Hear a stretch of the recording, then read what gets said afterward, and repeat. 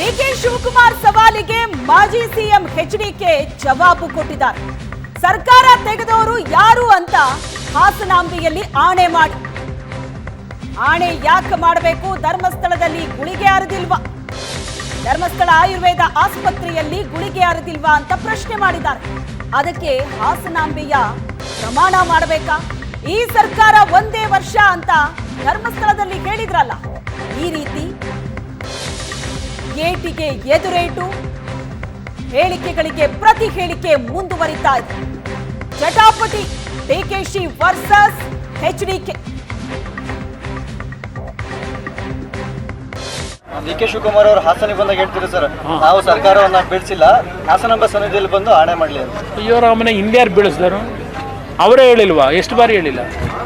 ಧರ್ಮಸ್ಥಳದ ಸಿದ್ಧವನದಲ್ಲಿ ಕೂತೆ ಔಷಧಿ ಅರ್ಧವ್ರೆ, ಅವರೇ ಹೇಳೋರು. ನೀವೆಲ್ಲ ಟಿ ವಿಲಿ ತೋರಿಸಿದ್ದೀರಿ.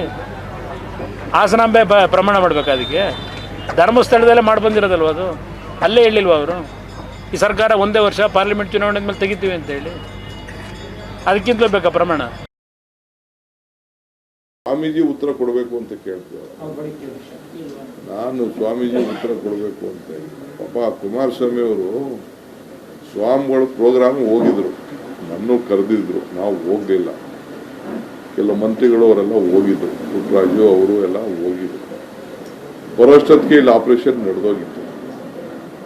ಅವ್ರಿಗೂ ಸ್ವಾಮಿಗಳಿಗೂ ನಮ್ಮ ಒಕ್ಕಲಿಗರವರು ಒಬ್ಬ ಚೀಫ್ ಮಿನಿಸ್ಟರ್ ಆಗಿದ್ದಾರೆ ಅಂತ ಅವ್ರಿಗೂ ಅಭಿಮಾನ, ನಿಮ್ಗೂ ಅಭಿಮಾನ, ನಮಗೂ ಅಭಿಮಾನ ಅಲ್ವಾ? ಅದಕ್ಕೆ ಯಾರು ತೆಗೆದ್ರು ಅವ್ರನ್ನೇ ಎಲ್ಲ ಜೊತೆಗೆ ಹಾಕೊಂಡು ಹೋದ್ರೆ ನಾವು ಈಗ ಚಲರಾಯ ಸ್ವಾಮಿ, ಕೃಷ್ಣ ಬೈರೇಗೌಡರು, ನಮ್ಮ 5 ಜನ 6 ಜನ MLAಗಳು ಕರ್ಕೊಂಡು ಹೋದ್ರೆ, MP ಕ್ಯಾಂಡಿಡೇಟ್ಗಳನ್ನ ಕರ್ಕೊಂಡು ಹೋದ್ರು.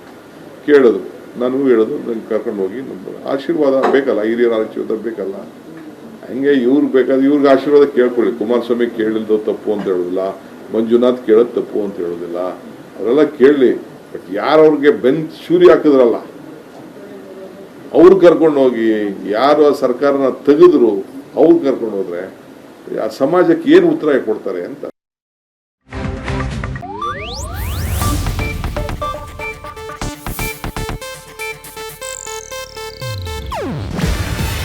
ಇದು ಏಷ್ಯಾನೆಟ್ ನ್ಯೂಸ್ ನೆಟ್ವರ್ಕ್ ಪ್ರಸ್ತುತಿ. ನೀವು ನೋಡ್ತಿದ್ದೀರಾ ಏಷ್ಯಾನೆಟ್ ಸುವರ್ಣ ನ್ಯೂಸ್.